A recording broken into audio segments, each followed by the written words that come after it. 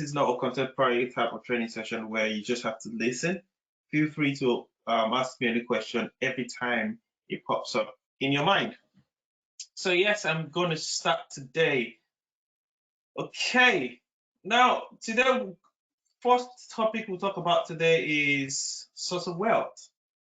There's been a lot of discussion around source of wealth. I just forgot to mention, if you have any question, bear with me. If you have any question and this is your first time that you're logging in, if you are on mute, then feel free to go to the chat and type in your question, or just click and raise up your hand. Yeah. Thank you. Okay. Just gonna go back to the slide. Yeah. So we're talking about today, the first topic we're talking about today is source of wealth. Yeah. So I'm just going to talk about what source of wealth really is in regards to KYC.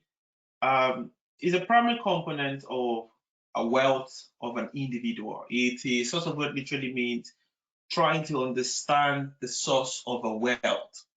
So like the topic sounds, the source of wealth means, for example, if an individual and a customer comes to open an account or has an account with a bank, it is important for the bank to understand the source of wealth of those individuals, especially if those individuals are a PEP, like we talked about yesterday, who a PEP is, politically exposed person, or the person actually poses a higher risk or requires EDD. Yeah. It's important to understand the source of the wealth of the individual. Yeah. While there may be interest in the component of the individual portfolio, it is also crucial to understand the origin and legitimacy of that wealth. It is very important that the legitimacy and the origin of that wealth is clearly understood and documented and verified. I'll give you an example. An individual says, I have my wealth, I work so and so, and or you see a lot of this information on Forbes. I have fleet of hotels in Dubai, I have yachts in Monaco, I have series of houses in the UK, they pay me rent. Yeah, that is absolutely fine, but those are wealth, those are no source, because how has the person come into contact with that fund before even creating investment is what we're trying to understand. So a lot of KYC analysts out there kind of miss it, and the regulator kind of clamping down on banks. There's a recent clampdown on there's a recent case in Deutsche Bank where there was no clear understanding of what source of fund and source of wealth is. But I'll be talking about what source of fund, source of wealth is. We talked about source of fund yesterday. We talked about nature of the business. So we're starting with source of wealth. Source of wealth describes the activities that have generated the total new net worth of a person. That is, those activities that have generated a person's net asset and property, both within and outside a customer relationship. Yeah. So it is important that we understand the activities that has generated the wealth of an individual, not just by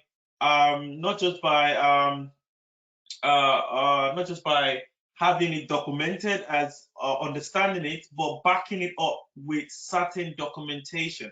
So if an individual said they got their source of wealth from certain information, from certain, they got their wealth from their job, then we require probably the salary, we require the salary slip, we require original or certified copy of their pay slip or bonus, maybe a letter from the employer confirming the salary. And if the individual is self-employed, maybe we need audited annual accounts of this individual or the bank statement.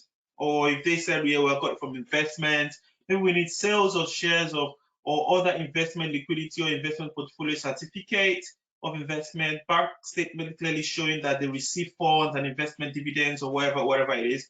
It could be that they inherited properties. Yeah, that's fine. We need a document or proof of the will or inheritance document, or they got it from sales of property. We need a signed document from a solicitor, maybe inheritance, we need a grant or probate. with a copy of a will, which must also include the value of the estate, of course, on stand by a solicitor. The reason why I'm actually mentioning all this is because source of wealth is quite broad. It's very broad to understand, because what you're trying to do is you're trying to create to create an assessment for how the individual has come into the current net worth that they say they want. So an example is inheritance. Like I said, it could come from occupation, it could come from lottery. If they won via lottery, then you need a copy of the lottery, wherever that they won and how to receive the money, investment, etc. So it is important that the source of wealth is being established, is understood, and is verified for EDD purposes. Yeah. For some of us that are just joining for the first time, it might be quite difficult for you to catch up on some of the terminology I'm using, because it might be the first time that you're hearing that and it might not make total sense. So it's important that you go back to watch our first 3 series. That's the series 1, part 1, 1 of 5, 2 of 5, and 3 of 5. Yeah. And this would make more sense. Yeah. And this will also be available. And the 5th one tomorrow, which will be talking more on transaction monitoring, would always be available as well. Yeah. Okay, sales of startup, an example. It could also be gifts. Yeah, gifts, donor of source of wealth, requirement of evidence. We will require evidence that stated that the individual would actually receive a gift from grandfather, parents, or wherever it is. Yeah. Now, that is source of wealth. Now, let's talk about legal representation. Now, remember all these parts I'm talking about: the nature of the business, the source of fund, the legal name, identify this, identify that. It is what we would be conducting tomorrow. So if you have received your AML, your customer risk calculator, this tomorrow will be the best time for you to then apply all these things that we've been talking about in reality for a real case. So you'll be reviewing a bank. I'll give you a name of a bank and give you basic information. You review it using your calculator. You would select the right information as much as you can, backing it up with evidence you've obtained on public sources, which I will explain to you, of course. So let's talk about legal representative or legal representation. An organization usually have a legal representation. They have someone who, or a set of people who make decision on behalf of the organization. They are called legal representative, board of directors. Yeah. A board of directors needs to be identified. So if you're dealing with an entity or company, if your company is your customer, then it is important that you understand who make a decision on behalf of that company. Company don't make a decision by themselves. Individuals are behind the company. Individuals make a decision for the company. That is why they are called the board of directors. It's a group of individuals that are elected as or elected to act as representative of the stockholders to establish corporate management related policies and to make decisions on behalf or on major company issues. Every public company must have a director or a board of directors. Some private and non-profit companies have a board of directors as well. So the reason why it's important to understand and identify all board of directors is when you get to the point where you've identified everyone who makes a decision, then you also identify the signatories to the account. Why? You carry out a background check on them, like sanction check, adverse media, to ensure that a bank is not dealing with criminals, to ensure that a bank actually exists, to ensure that a bank is not directly or indirectly in breach of sanctions regime. It could be the US sanctions, EU, UN, OFAC, HMT, whatever the sanction may be, or wherever where your bank is actually operating. Yeah. So it's important that we establish the identity of all the major directors in an organization that you're dealing with as a customer. And they actually they range from key senior managers. They will have the CEO, we have the CFO, we have the COO, etc. As long as they sit on the board, we need to identify all of them. Yeah. A legal rep could either be a natural person or entity. Now that's quite interesting. Now what I'm saying is, on the board of directors, you can see Mr. A, Mr. B, Mr. C, and you see company X sitting on the board of directors. It sounds strange, but it's very possible. This usually, when you see, for some of us who are already in the field, when you see an entity or corporation sitting on the board of directors of another company in which you're reviewing, it's usually, majorly, is when a parent company is trying to put a representation in their subsidiary company. Why? Then in that case, all you need to do is understand who is the senior most senior person in that organization and identify that individual as a representation on the board of directors. It could be a nominee director as well. Okay. Now, this is a very, very interesting topic that I will require everyone undivided attention. The reason why I'm saying that is if you don't understand a lot of things that we've been talking about from the beginning of the session, this session is as good as almost the most important part of KYC. The reason why I say that it is called ultimate beneficiary ownership. Why? Because majority of the checks we do is to identify this person or this thing called ultimate beneficiary ownership. And I call it the heart of KYC. Why? And I'll explain in a minute. What is ultimate beneficiary ownership and why is it important to identify them?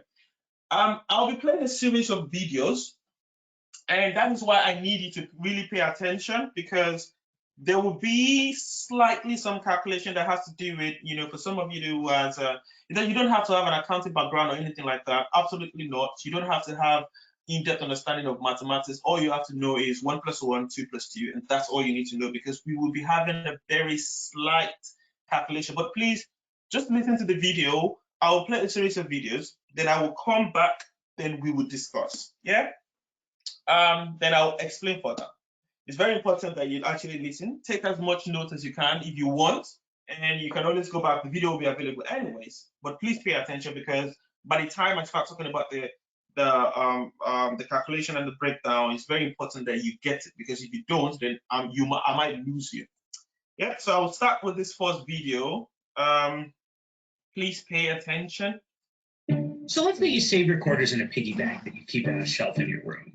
But your mom keeps checking up on how much you're putting in and how much you're taking out. You don't like that, so what you need is a second piggy bank that you keep somewhere else. Your friend Johnny's mom is busy. She doesn't have time to check on piggy banks. You can bring a spare bank over there, then money can come and go without anyone being the wiser. But maybe Johnny's mom isn't really too busy.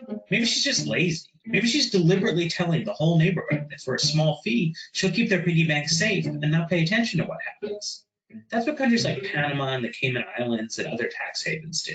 They have very weak regulations in terms of watching when money comes in or out of bank accounts. And they have rules that make it easy to form a corporation without disclosing who owns it. So basically, everyone gets to write a fake name on their piggy bank. There's a Panamanian law firm called Mossack Fonseca. They've got over 40 offices in dozens of countries around the world. They specialize in setting up these kind of special piggy banks. They're called shell companies, hollow vessels that don't conduct any business. They just own financial assets on behalf of their real owners. There's been this massive leak of over 2 terabytes worth of Mossack Fonseca documents to the International Consortium of Investigative Journalists, and it sheds an unprecedented light on the world of shell companies. People can use these shell companies for legitimate reasons. Sometimes you just need privacy.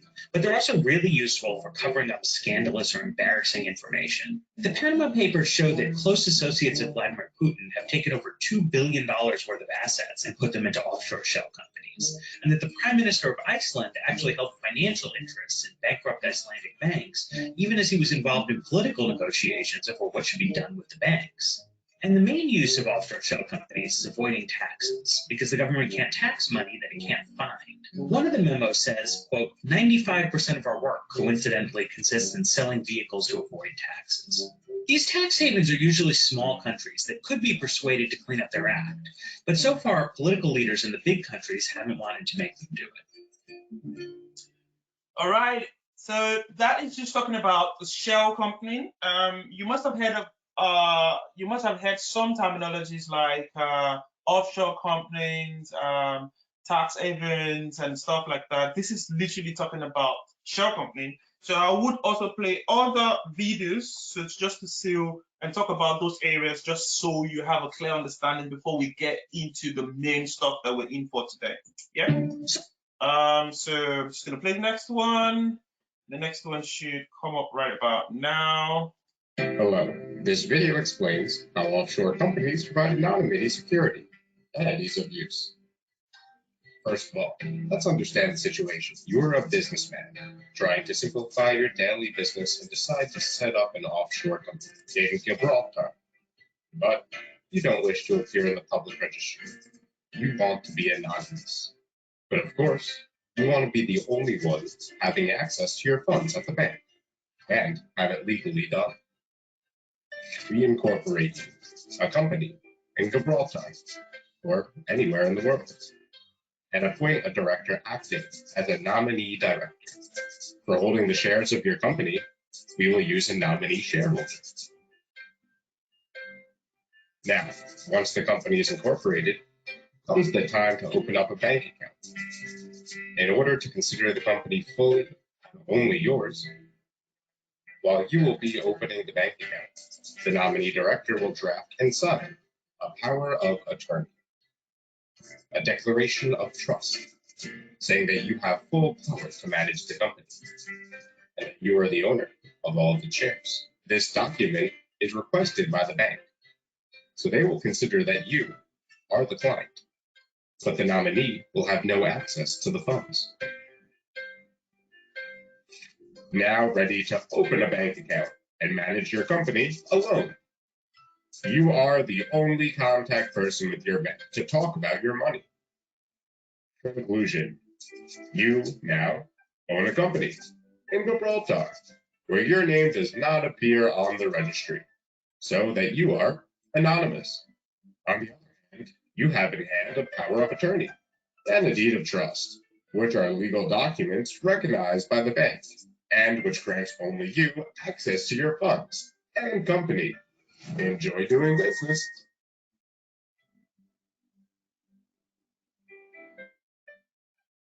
Hello.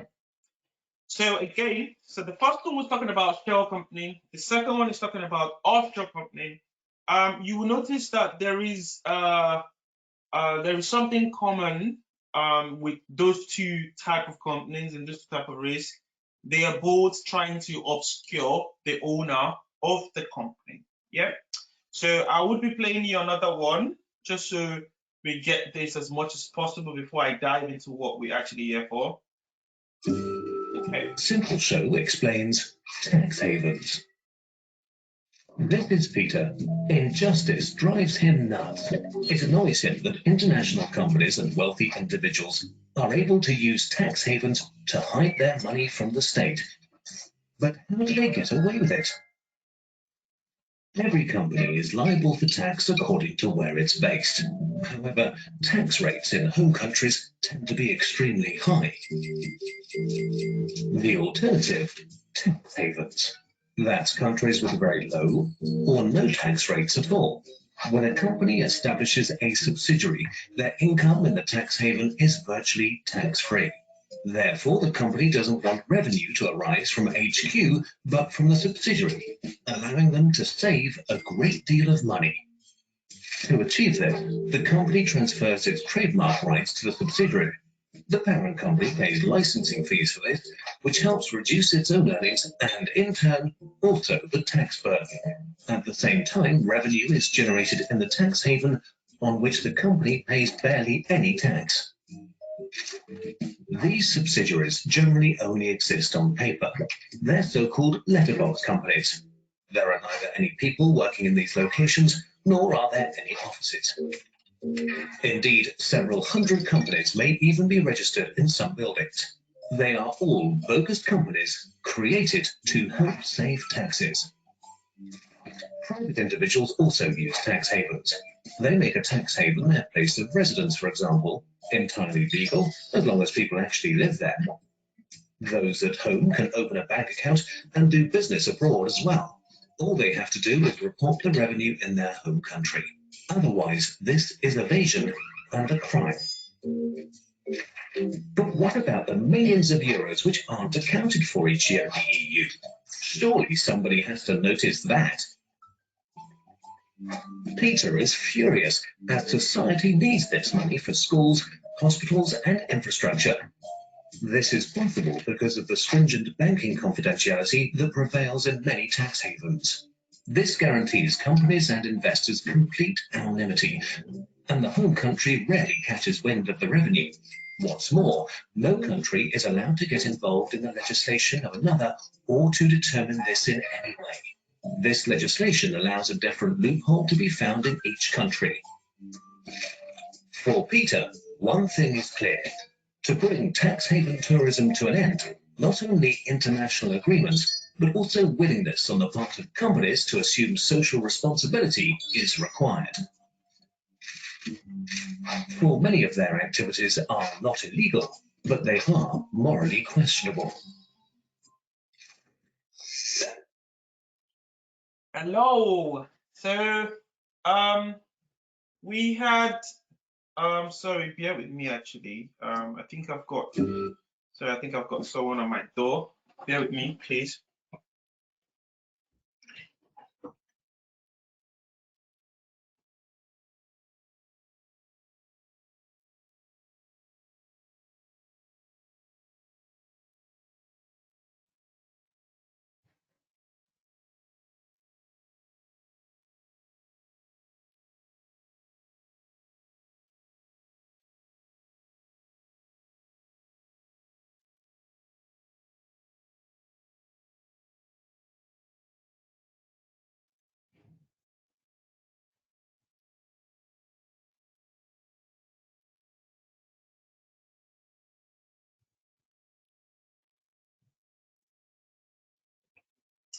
Yeah, sorry about that.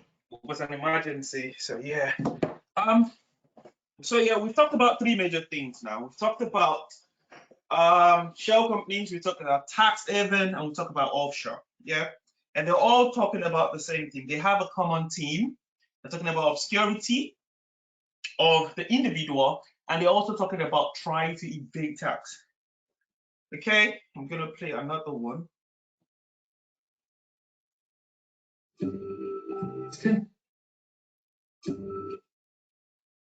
Yeah. Millions of companies are established all over the world every year. But sometimes the owners of those companies are anonymous and untraceable. This hidden ownership of companies is wide open to abuse. In early 2016, the leaked Panama Papers exposed how corrupt public officials and tax evaders all over the world too often use anonymous legally registered companies to organize and hide money laundering, corruption, and bribery. According to a recent global financial integrity report, developing countries have been losing $1 trillion a year and rising since 2011 as a result of corrupt or illegal deals, many of which involve anonymous companies. Hidden ownership is a particular challenge in the extractive sector. Natural resources belong to a country's citizens, and the benefits of oil, gas, and minerals should reach them.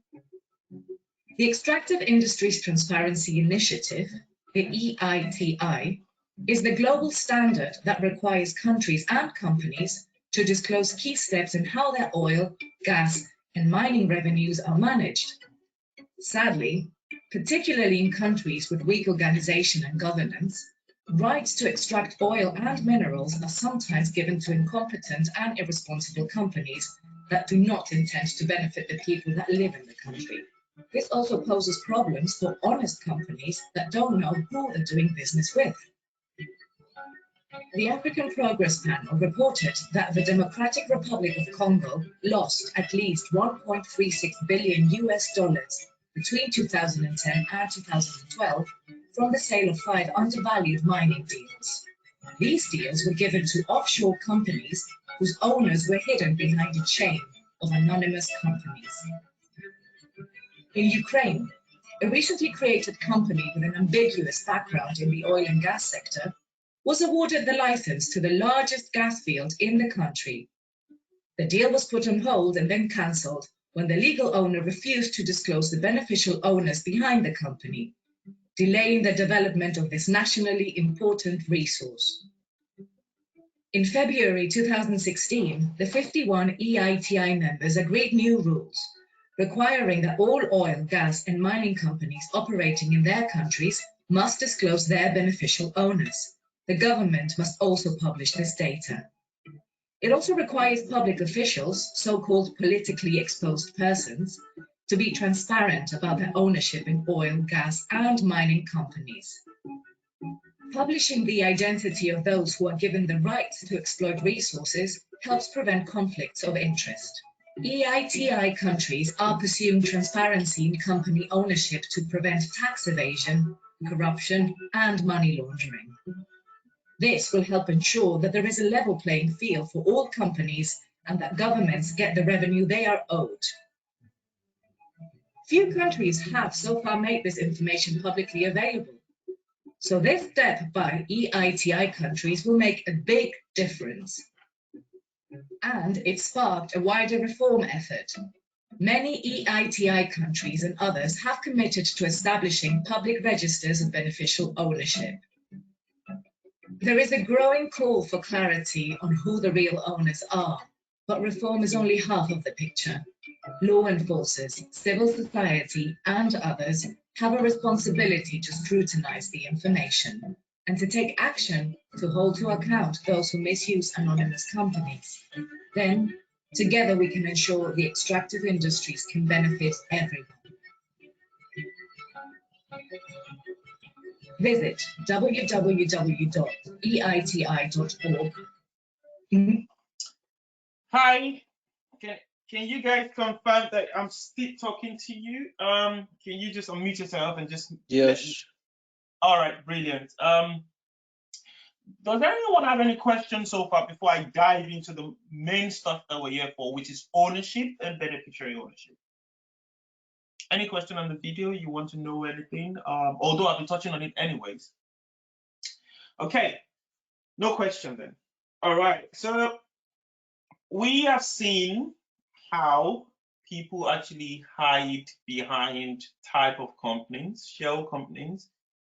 They use offshore companies as well, tax haven jurisdictions to actually hide, because the major and one of the biggest risks, especially when you're dealing with an entity or a company as a customer, is not knowing who is behind the company. And this is what I tell people. No matter how big a company is always owned by human being, individual. A company can be owned multiple chains over by another company a billion times over, but someone somewhere is sitting down and controlling that company. That individual is who we would like to know from a KYC point of view. Why? Because that individual controls every chain connected to that company, and that individual's identity needs to be unveiled, because that individual can do anything through series of the company by its influence, by its connection, to do whatever, and that actually leaves the bank vulnerable to money laundering, tax evasion, terrorist financing, and every sort of financial crime out there. Yeah. So I'm talking about ownership. Now, what is ownership? Ownership literally means someone who owns something.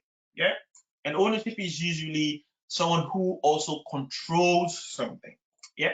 If that's the case, beneficial ownership, yeah, refers to a natural person, and that is why I said earlier that a human being, which is a natural person, is always a UBO. So there is something called an IBO. An IBO literally means a legal person. So wherever you hear a legal person in terminology, it literally means an entity or a company that directly or indirectly owns or controls any part of the prospective or existing customer. So an IBO are not the ultimate owner. They are only an intermediary between the asset and someone who ultimately owns them. An IBO is usually an entity. They are never a human being, because no one can own a human being. Once a human being owns something, that is the last stop of something, of the ownership. Sometimes when a government owns something, that is also the last stop of the ownership. Why? Because no one can own a government. No one can own a human being. You can't. So now let's go. Let's go further. Now, when we talk about ultimate beneficial owner, IBO in most cases act as a link between the customer and the UBO. So UBO in this case stands for ultimate beneficial owner. Like I said earlier, they refer to natural persons, yeah, who ultimately owns or control a customer or an entity, and the natural person on whose behalf a transaction is being conducted.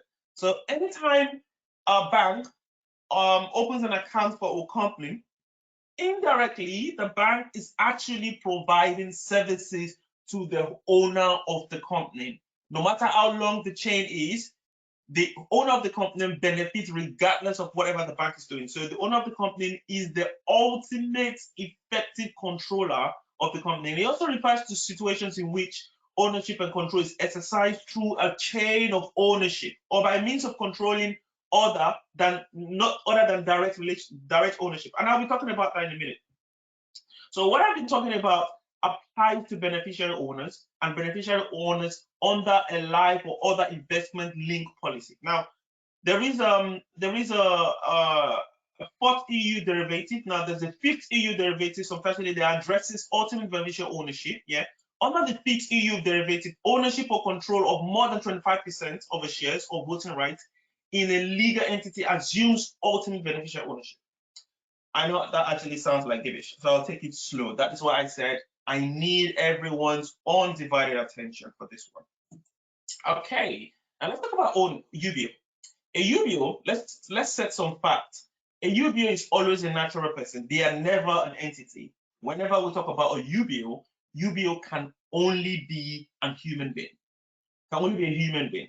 A UBO is a natural person who ultimately controls or ultimately owns the entity or the customer. A UBO is always a natural person, not a legal entity. Now, who do we classify a UBO? A UBO will be classified as anyone who owns a minimum of 25% of an entity. So just that 10%, forget about the 10% for now. Just assume or just agree that whenever there's a company is usually 100%. If I own 25% of that company, literally, I am a UBO. If I own less than 25% of that company, I am not a UBO. I'm just a natural person. Now, if you've been following us from the beginning, we talked about the 3 stages and the 3 types of due diligence. So the 3 types of due diligence is SDD, CDD, and EDD. SDD stands for simplified due diligence. CDD stands for customer due diligence, and EDD stands for enhanced due diligence. We've talked about these 3 stages, and we've explained what they require. Now, this is the time for us to then put it into play. That's why I said the ultimate beneficial owner topic is the heart of the KYC. So it brings everything you've been learning to a standpoint where you need to apply it to one particular purpose, which means from the identity, verification, address, you're trying to understand the person who controls the company or the person who is the owner of the account. Yeah, either is an individual, or a human being, or an entity. We need to establish this fact. So UBO will be classified as anyone. So if we are dealing with, if I want to write this down, if we are dealing with SDD and CDD, anyone who owns 25% will be classified as a UBO. However, if you're on an EDD review, say you're looking from an EDD perspective, this customer requires EDD, anyone who owns 10% will be regarded as a UBO. So let that fact stand. So now, there'll be reasons why in an organization, when you're working in an organization, so on a bank or oil company, from the compliance perspective, KYC, ML, mostly investment banks, what you want to do is you need, for every company, the UBO has to be established. It is a must. The UBO of every company that you're reviewing or you're investigating or you're looking has to be established. And that could take moving from understanding what company owns company A owns company B owns company C. You would not stop the drilling down as long as you're identifying that there's a potential that someone could own 25% until you come across a natural person. So if the natural person owns 25%, then you know this is a UBO. If the natural person owns less than 25%, then you don't have to drill for that. You don't have to find out who owns that natural person, because no one can own an individual. Yeah, if that's making sense. Now, when you also understand that you're looking for a UBO, someone who owns 25% of the entity, when you understand that the company is listed on a stock exchange more than 75%, that means it is impossible for any human being to own 25%. I don't know if that's making sense. So now I'm talking about the logics. So we have an entity that is 100%. Yeah. If 75% of it is listed on a stock exchange, which means that it's publicly listed, more than 75%, it means that the remainder of it is less than 25%, which makes it impossible for anyone to own 25% anyway. So that's when you then be like, all right, there's no point drilling further because at the end of the road, it's impossible for anyone to own 25% because I know that more than 75% is listed on London Stock Exchange or is listed on New York Stock Exchange. And I will show you on a reality how you can check how much a company is listed on the stock exchange, and it's very easy. Okay, if a company is also owned by a government, ultimately owned by a government, or you realize that 25% is owned by a government, you don't need to drill further on the government because naturally, no human being owns a government. A government is a group of,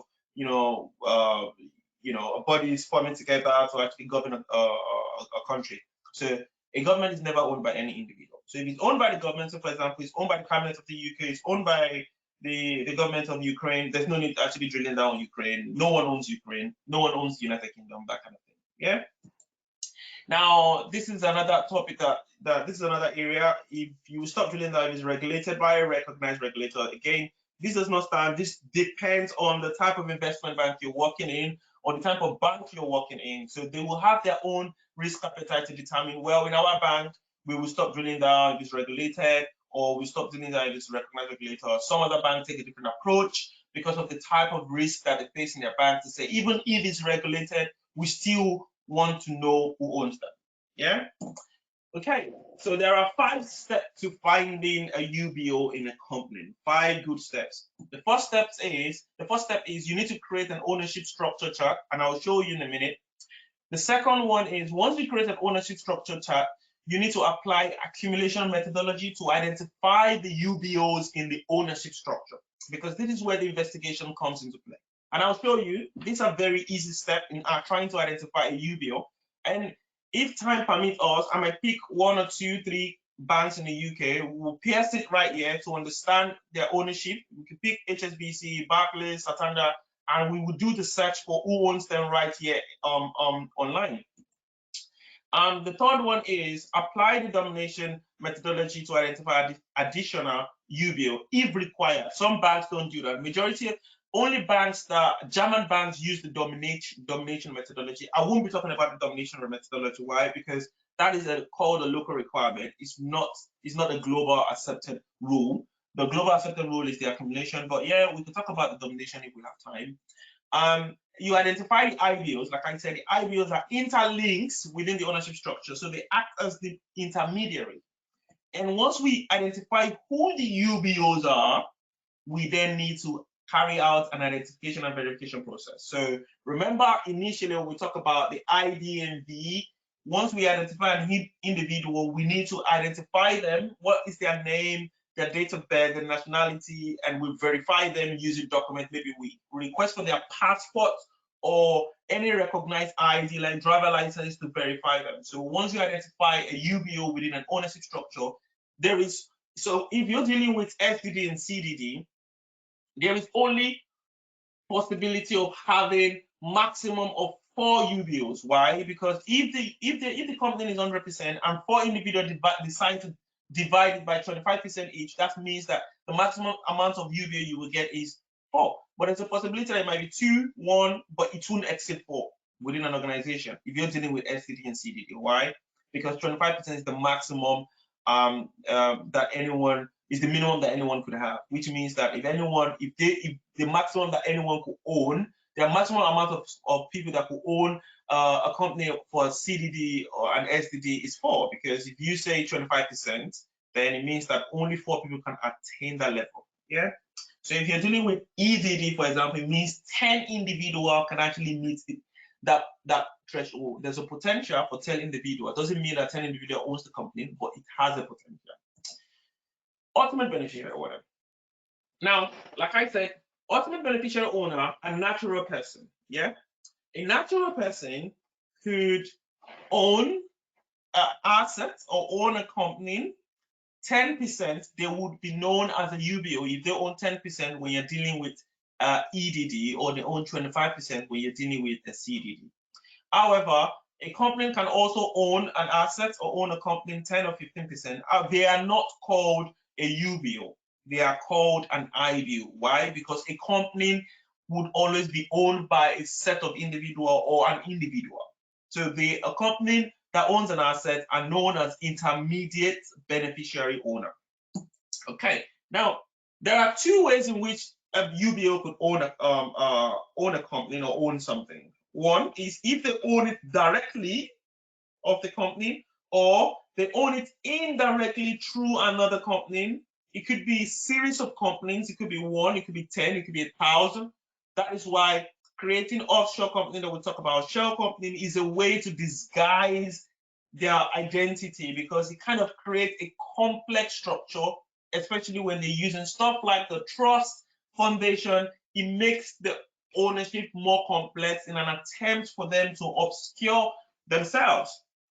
Okay, so they could either own it directly. So if they own it directly, own it directly of the company. If they own it indirectly, they own it through an entity. Yeah. All UBO must be verified once identified using their passport document, etc. e.g. All IBO must be identified to evidence the link from the customer to the UBO, e.g. reliable public source. So we talked about reliable public source earlier in the session. We talk about primary sources, we talk about secondary sources. So for those of you who do not have the IDNV, you might have to request all these materials to actually understand what we're talking about. Please feel free to watch our previous sessions to understand what we're talking about. Okay. Now, let's look at the company. Ultimate beneficial owner. Yeah. Now we're looking at low and medium risk. So we're talking about CDD and EDD, which means we are only looking for a UBO that owns 25%, because we're talking about CDD and SDD. Now, if we have this company and the company is owned by a natural person A, owned by a natural person B, owned by another company, and owned by another company, no one can own this individual. No one can own this individual. Remember, we're only looking for a person, a natural person, who owns 25%. This guy owns 35%, which makes him a UBO. So we're saying anyone who owns 25% or more would be regarded as a UBO under the CDD and the SDD, which is low and medium. So if this individual owns 35%, it means that this individual is a UBO. However, this individual is not a UBO. This individual owns 10% directly of the company. This individual has not met the 25% threshold for us to say this individual is a UBO. So we let this guy go. But there is this guy, actually, this company has 30%, which means we need to look further into this company. Remember, I said a company can never own itself. A company has to be owned by a set of individuals or owned by an individual. So we don't know who owns this company, which means there is a possibility that an individual is owning this company, 25 is owning everything about this company. So we need to check in here, and we also need to check because it's meeting the threshold. For example, if this company actually owns 24% or 23%, we won't bother, because it's impossible for anyone to own the entire 25% because it's less than 25 anyways. So if that's the case, we will drill further here, we will drill further here. However, like I said, if this company, for example, is a government, there's no point actually drilling further because no one can own a government. So because they're a company, we need to drill further to understand who's behind them. So let's drill further. We make this guy UBO at first instance. This guy's not, and we drill further. Now we drill further. We then identify that this company is owned by 50% of this guy, a natural person B, and another 50% of a natural person C. Now bear in mind that this 50% is 50% of the 30, not 50% of this entity. Why? Because they are owning it indirectly. They own 50% of this company, and this company only owns 30% of this company, which means that this company can only own maximum of 30% of this company. But in this case, it does not own everything of this company, which means that it does not control the entire 30% of this. He owns only 50%. Now, 50% of 30% is 15% indirectly of this, if that makes sense. Because at every point in time, this company, you must understand where the entire 100% is. So if I had 35, I had 10, that's 45. I had 15, that's 60. I had another 15, that is 75. That means this guy owns the 25. Does that make any sense? So the further it goes, it creates a dilution. So This guy owns 50% of the 30%, and this guy owns 50% of the 30%. This guy owns 30% of the 25%, not 30% of this, because he's owning it indirectly through this, which means that he owns 30% of this, and this one owns 25% directly of this, but this guy owns 30% indirectly of this, which means in dilution, he's owning a lesser percentage than 25 in this. So let's break it down. Now, this guy has 15%. Why? Because it's 50% of 30 is 15%, which means he only owns 15% of this and does not meet the threshold of 25. But bear in mind, I said earlier on, and this is where the complexity comes into play and your investigative skill comes into play, is this guy right here does not meet the threshold in reality, just looking at this, but this guy also exists here. He's the same guy. Natural person B is natural person B, which means he owns 10% directly of this company and goes to buy the shares through this company to own another 15%, which means if you add his 15% and his 10%, it makes him 25% controlling this company, which makes him a UBO. But if you haven't drilled down on this, you won't understand that this guy is controlling this company, because you were blinded by the fact that you don't know who actually owns this. And it could be this guy, it could be someone else, it could be this guy owning everything, but we would never know till we complete our due diligence. So what am I saying in essence is, this guy owns 15% through company 2, but owns 10% directly of client 1, which means he owns 10% directly and 15% indirectly, which means in dilution, he owns 25%. And this guy is a UBO. Now let's go further. This guy owns 50%, which means he also owns 15%. Well, he's not a UBO, except he exists somewhere else. No, he's not a UBO. This guy just owns 50%, which means we let him go. We don't care. Now this is 25%. He owns 30%, which means he owns 7.5%, which means it is 30% of the 25%. So just assume this is in pounds. If this is 25 pounds and I have 30% of 25 pounds, that means I have £7.5, or I have $7.05. Does that make any sense? So it literally means that this guy, natural person E, has 7.5% of this, but 30% of this, but 7.5% of this, which means he's not a UBO. We don't care. We're only looking for someone who's crossed the threshold 50 or more. This guy is similar. So this is not a UBO. This is not a UBO. This is definitely not a UBO. The UBO right here is natural person A and natural person B, if that makes any sense. Okay, so I'm going to move further. Now, let's try something harder. Now, we're looking at high, which means it's EDD. So initially, we were talking about low and medium, which is SDD and CDD. All this will make sense when you go back to watch the video. Trust me, it takes time to understand this, but you need to first of all at least have the foundational understanding. Now, we're looking at high risk. In high risk, remember I said high risk takes a different approach because we're looking for 10% in this regard. Although some banks don't take that approach, but it's just a risk-based approach. Now, let's assume we're looking for 10% in this case, which is high risk, EDD. It means that if a company is this, the company is 100%. Now, natural person A owns 48%, automatically he has met 10% threshold, so makes him a UBO. This guy is a UBO already. Now, natural person B has 7%, is lesser than 10% we're looking for. We don't know if it's a UBO, it's not a UBO. At the moment, it's definitely not a UBO. Now, we look at company 2 as 30%. Wow, it means that he has crossed the threshold of 10. We need to look further into this because there's a possibility that someone might own everything, which means the person actually owns 30% of things. So this as well crossed the threshold as well. So we need to understand, we drill further. Now, if we drill further, then we understand that natural person C has 50% of 30, which is 15. Natural person D has 50%, which is 15 as well. This would definitely be a UBO. Why? Because they own 15% indirectly of this, and the threshold is 10. We're looking for someone who owns 10. This guy is a UBO. This guy is also a UBO because automatically it's crossed 10. This guy, well, he's a UBO. Why? Because he exists twice. So he owns 7% here. He owns indirectly through company T. He owns 4.5%. That's 30% of 15% is 4.5. This guy, UBO, we already identified that. This guy, not UBO. Why? Because 51% of 15% is not up to 10. 19% of 15% of 50% is not up to 10. Which means that we have 1, 2, 3, and 4. So like I said, the maximum you can ever have an ownership for high risk is 10, but for CDD, which is 25%, is 4. So in this case, we just have 4 UBO. That's 1, 2, because it's the same person, and we have 3, and we have 4. So 4 UBOs has been identified who controls this company, and you need to identify and verify them. Request for their passport, verify who they are, carry out a sanction screening, adverse media checks on them. Are they a criminal? Are they a paid political spokesperson? Do they have any history, bribery, and corruption? Are they linked to a terrorist financing group?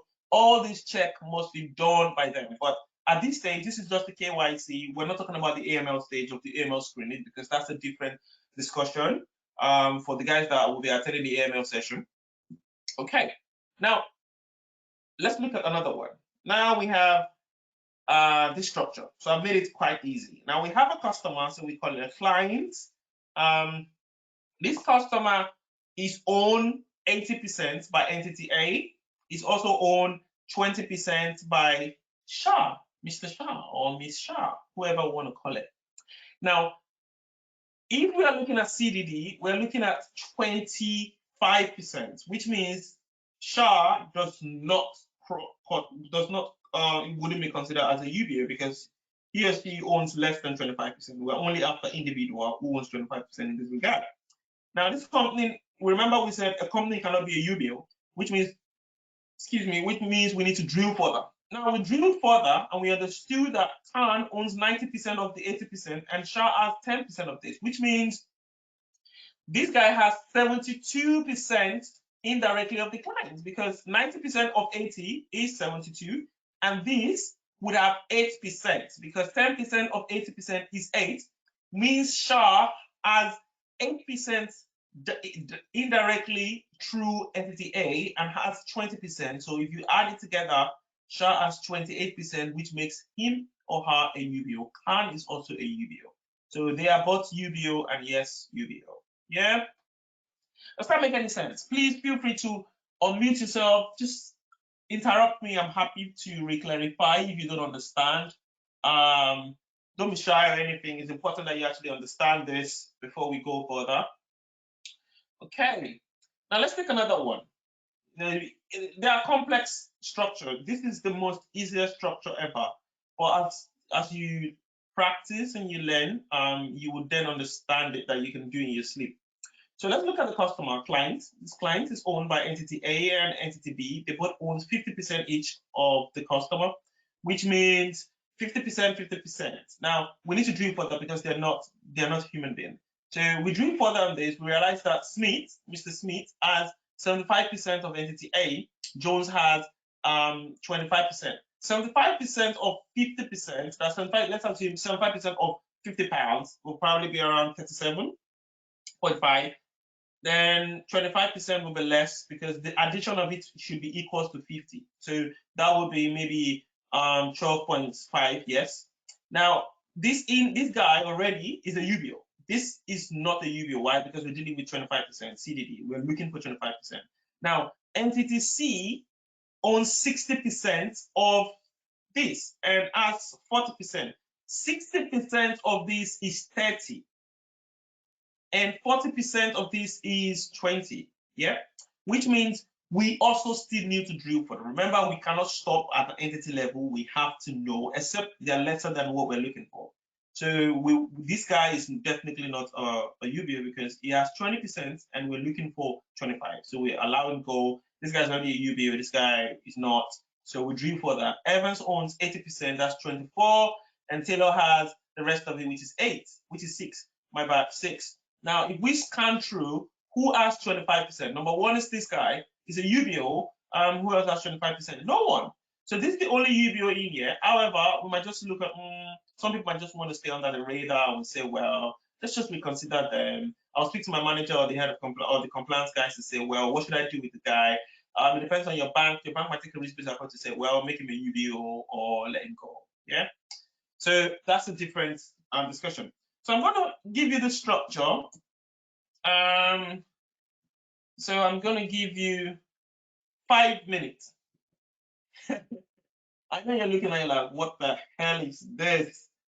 Well, it is not difficult, trust me. It just requires you just breaking it down. So I'm going to make it easier for you. I'm going to give you 5 minutes and I'll come back to discuss this. So let's look at it as this guy, GnB Bank, actually, GnB Bank actually owns 85%. James Harrod owns, now we're looking at high risk, which means we're after 10%. Now, just to break it down for you, this guy has in 15%, this guy has 85%. Now, this guy has 100% of 85, which makes it 85.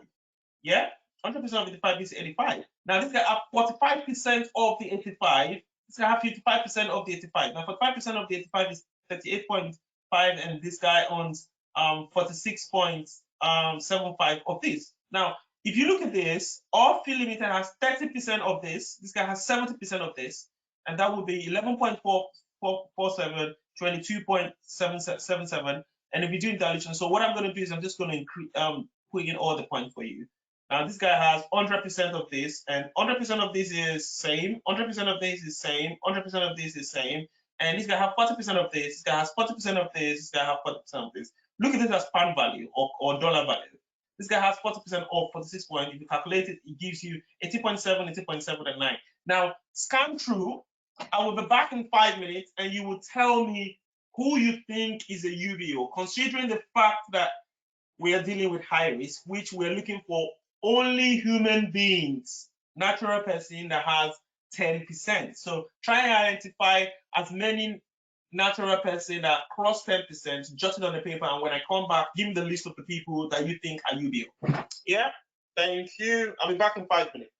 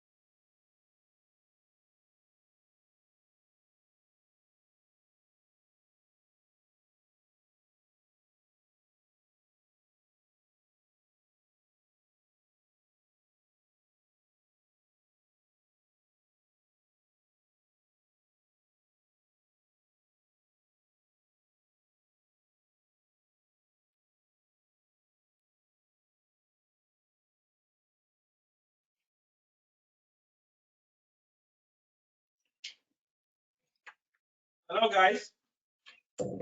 Anyone in the house? Hello. Hello. Yeah, hello. Hello. Hello, yeah, how are you? Oh, brilliant. Anyone wants to help me out? Anyone's got an answer for me, please? How many UBO? I mean, Yeah, we have James Arrow, James Aaron, yes. and we have Olfie. Offie. Offie Limited. Is he? Oh That's no, sorry. No, not that. I was gonna say We have Miss Freeland. Okay. Thank you. Let someone else add to it. Who's that? Rebecca Morgan. Rebecca Morgan. Yes. How many percentage does Rebecca Morgan have? 29.35. 29.35. How did you get that? Actually, no, not 29. Sorry. That's 33, I think. How did you get that? You add 36.12. 7 plus 9. Absolutely, yeah, that's correct. Yeah. So someone has said that's correct, absolutely, yeah. So because Rebecca Morgan actually has 26.77% through Venus and also have 9.35 through Private Financial Holding Limited Bermuda. So yeah, anyone else? So someone has said John Harrod, someone said Rebecca Morgan, someone said Annie Logan. Who else? Mr. Spinell, John Latin. Yeah, absolutely. So yes, those are the UBOs. So we have James, we have Rebecca, and we have Mrs. Annie Logan and Mr. Spina John Latin. Absolutely. So this is domination. I'm not going to talk to you about it. This is a different approach. It's a German approach. So let's just leave that one. It's a different way in which you calculate that. So thank you guys. So I'm just going to go into corporate banking. Now, I'm going to focus more into corporate banking, investment banking, what type of stuff you would be reviewing, what type of company you'll be dealing with, what are the things to look out for, what to watch out for. There are different type of company out there. We have private company, and we have limited partnership and limited liability company, and we have limited, like it's a lot, charity funds, foundation, trust, personal investment vehicles, sovereign wealth funds, special purpose vehicle, and they actually range from different type of products to hedge funds, to correspondent banking, to trade finance, to treasury, to loan, syndicated loan. The product is a lot. But then the entity itself is what we're reviewing. We're reviewing what type of entity is this and how does the identifying the UBO actually changes, how does the nature of the entity changes the dynamics of us understanding the UBO? Yes, it does. A private company might actually have a different type of ownership structure. The trust is different. The way a trust is set up is different from the way a foundation and fund and charity is set up. Sovereign wealth fund has a different type of structure. SPV has a different type of structure. So it is very important to understand this entity type and how to review them, because if you're working in an investment company or investment bank, for example, these are the type of companies you'll be dealing with on a daily basis. Apart from the natural person who actually deals with private banking, that deals with wealth management and stuff. Yeah. Okay. So let's talk about entity type. Yeah. And I'll be mentioning one or two, but although I would not be going through everything in detail because we have materials that has been sent to majority of you guys. Read the materials. We can't go into everything. If you want to attend specific topic on specific product, then you let us know. This session is only meant to give you a very, very foundational understanding of what KYC is. So if you want to deep dive to have more product to understand KYC in different regard, then that's a different conversation. Yeah. So private company, for example, we can have like sole proprietorship, limited.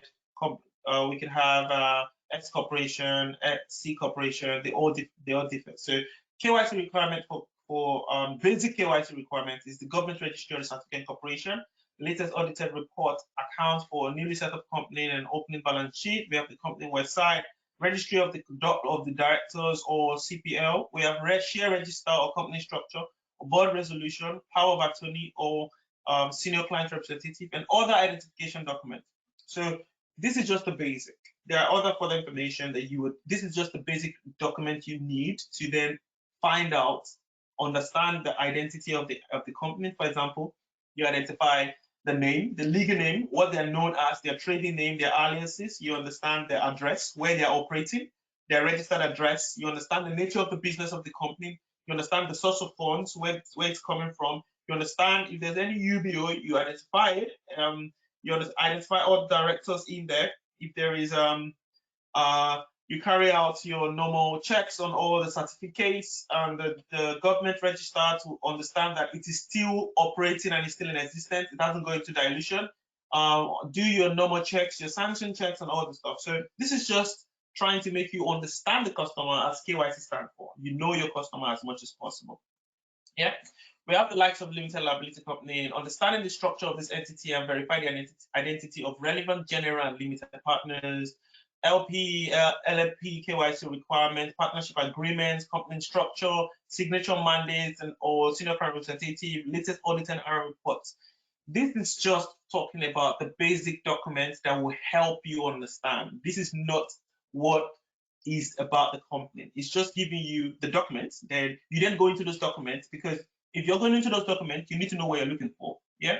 So the scorecard methodology, the calculator, the risk calculator that you guys have is what would ask you what you need to fill. So you go into your IDMV. So for example, if it asks you what is the legal name, then you need to go into what document to use, your legal name, and select what is applicable, because there's always a drop down for each question. So the more question you answer, the more it then calculates the risk of the customer and give you an overall risk when you're done. So it will tell you at the end of it, your customer is a high risk customer, or your customer is a low risk customer, or your customer is a medium or standard risk customer. So the calculator we have that we sent to you, we've automated it to make it easier for you. All you have to do is do your due diligence and complete the calculator for that customer or that entity that you're carrying out an assessment as much as possible. Then it will tell you what the customer, if the customer is risky, it will let you know. If the customer is not risky, it will let you know. So that's how you rate your customers. Yep. And it goes on and on and on and on and on and on. I'm just going to talk about, because I highlighted SPV, and I want to talk about SPV because SPV is a different type of entity, and it kind of poses a different type of risk. Yep. So I'll be talking about SPV. Has anyone ever heard of SPV before? Yep. Just want to know. Anyone? No. Okay. The most common one. Sorry. No. Okay. I think I'm just going to explain what SPV means. SPV stands for a special purpose vehicle. Yeah. SPV is a type of entity, is a legal entity that is created for a specific purpose. In the context, sometimes it's usually the context of raising capital for a business. An SPV can be used for as a funding structure, and I'll explain it more in a minute. I wish we have more time. I would have showed you a lot of couple of videos, animated videos that we have. In the context of raising, capital, they can also be used for funding structure, in which all investors or investors under given investment threshold, they will pool money together, talk about the cost, talk about the capitalism, talk about the corporation, what it is for, and But basically, an SPV, sometimes referred to as special purpose entity as well, is a legal entity created by a sponsor or originator to fulfill a temporary objective of the sponsoring firm. Its powers are very restricted, and its life is destined to end when the purpose is attained. So they're not usually forever, which makes them very risky. Why? Because an SPV can be set up for just 3 years, and after 3 years, they're done. So that's why it is meant for projects like we want to build a bridge from here to Hong Kong, or want to start a refinery, or we want to have like a mini project within our company. Most organizations usually do that. Why? It's used to transfer risk away from the balance sheet of the organization. So say for example, I have a company, say GnB has it, say when GnB, we want to start up we want to start up a isolation center and charge people for it during this coronavirus time. And we decided to set up a private one where we charge people for it. But then I don't want it to come back to haunt me, because if it doesn't make the money, then my company will be liable to pay for the losses. So what I do is I set up an SPV for that period, because the COVID-19 is not going to last forever. It's just for a specific period. So I'll create that company and call it COVID Limited, under ownership of Grey and Black International. Yeah, does that make sense? So I'll explain what it means in reality. SPV may be incorporated as a corporation, a trust, a partnership firm. They can come in different forms, and that's what makes them very, very, very. That's what makes them an instrument for money laundering, because they look so volatile and they can come in different structure. So there are two types of SPVs. Actually, yeah, there are two types of SPVs. The type of SPV further depend upon the purpose to be fulfilled by such an SPV. But just for clarification, we can categorize SPV into on-balance sheet SPV and off-balance sheet SPV. And I'll explain. Now, let me explain what SPV looks like in the balance sheet. I'll use this illustration. So let's assume this boat or ship or whatever we want to call it is on the water, and the purpose of it is what this company does. Let's assume this boat is a company. What they do is they go on sea and they catch fishes, big fishes, and they sell those fishes as food. Sometimes they sell it, they extract oil from those fishes and they sell part of it as oil. They sell it to drug pharmacy that actually creates cod liver oil and all the stuff. So they have different areas in their company where they use fish for. So they just catch anything aquatic, yeah, which is a dangerous business. Now, we have fishes all playing around, but bear in mind there are different type of fishes and they pose different type of risk. So if you're catching a normal fish, a swordfish, yeah, you know, a normal mackerel and all those type of fish, lobster, then you can use your net. There are some fishes that are more dangerous. For example, if you encounter a blue whale can break the entire ship, which means that they are at risk.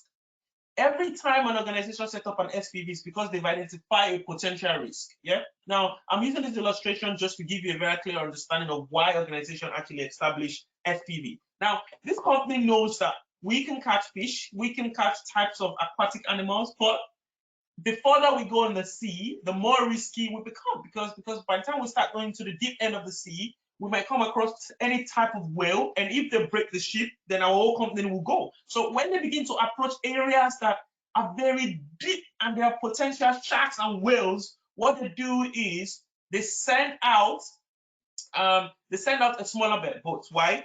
They know that if the boat capsizes or this smaller boat, you know, this smaller boat will go and try to chase whatever whale and try to use their hook, and then they're spinning and big net or whatever tool they use. But they are willing to sacrifice the boat, the smaller boat, not the big boat. Because why? That is what an SPV is. If this guy decides to catch fish, yeah, all great and good. They've already allocated and measured the risk to say this smaller boat is fine. And this smaller boat can go ahead, can try to catch other fish, but then they need to bring back the proceed of his gain back to the ship, which means this ship still gets the gain. But the purpose of this is for a period of time that when it's done, they send it back to the ship and they move away. But then if there is a bigger shark that then attack this, what then happens is the shark swallows that and they lose that, but they don't lose the big one. So in reality, companies usually set up an SPV, which is the smaller boat, to isolate the risk of the entire company going down the drain. Because if they lose that, then that's fine. But if they don't set it up as an SPV, say for example, they set it up as a branch is not a separate entity from this. A branch will always have a connection between this. You're just looking at the branch of a tree. A branch of the tree is the part of the tree, if that makes sense. So a branch of the tree is not separate from the tree. A branch of the tree is the same part of the tree, is only an extension of the tree or an extension of the plant. So in legal terminology, the branch of the tree carries the same risk as the body of the tree. So if the branch of the tree is contaminated, it can eat up into the main body of the tree and the whole tree will die. This likewise, if the tree is contaminated, it would affect the branch of the tree, which means that in legal terminology, if a branch, if we have a branch of a company in Singapore and the company itself is in the UK, if the branch in Singapore commits any offense or has any legal proceeding against them, they can sue the head office in London from Singapore. That is why companies usually separate it as a North branch. So when a company is establishing an organization, they have to consider all those legal facts and all those factors and the risk. But if it's a short project, why do we want to, if we know that the project is going to end, you know, they just want us to build a bridge, short project, why do we want to set up a branch for that purpose? Because after 3 years, then it becomes useless. So in that regard, they set up an SPV, yeah? Does that make sense? So the main body is protected, and that gives the protection. So this is an SPV, yeah? This ship that actually created the SPV, they are called an SPV sponsor. The guy riding the ship, the small boat, they're called SPV administrator because they are the one that know how. So when you're setting up an SPV, you need to look for people who know how to do the business, who knows how to do the stuff so that they can maintain the small business as well, the small SPV. And all big sharks are called economic factor, and the smaller fish are called opportunities. And so I wish we can go deeper into this. There's a lot of slides that we can talk about the hedge funds type of stuff. We'll talk about the trade finance and correspondent banking, talk about the investment part portfolio, CDO and CLO. We'll go deeper into the KYC aspect. In the beginning of the session, that's day one, I mentioned not just knowing KYC. This part I'm talking about is what gives you an edge in the market. You can't just rely on knowing identification, ownership. Those are basic stuff that is caught across every entity type. Now, understanding a product, understanding specific type of entities to understand the KYC requirement as an expert is what stands you out in the market, in the investment market, the financial service market, oil company, whatever you want to work. There's a lot of KYC people in oil company, oil industry. There's a lot of them in, you know, you can work anywhere basically because they all have customers, yeah? Okay. All right then, another example is this. Yeah, let me just give you one more example. I think we've gone past our time. One more minute. So I'm just gonna round up now. Let's take another example. We have ABC Construction Company in UK. Yeah, this company has been told to build a bridge from London to Hong Kong. Yeah, they won a contract. Yes.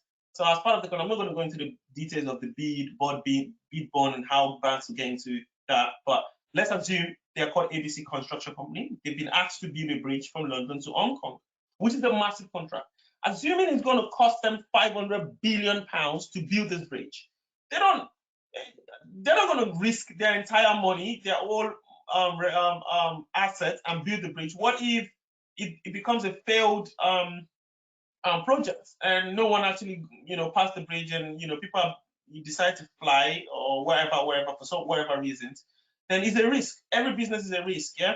So what they do is they need 500 billion. They then set up an SPV.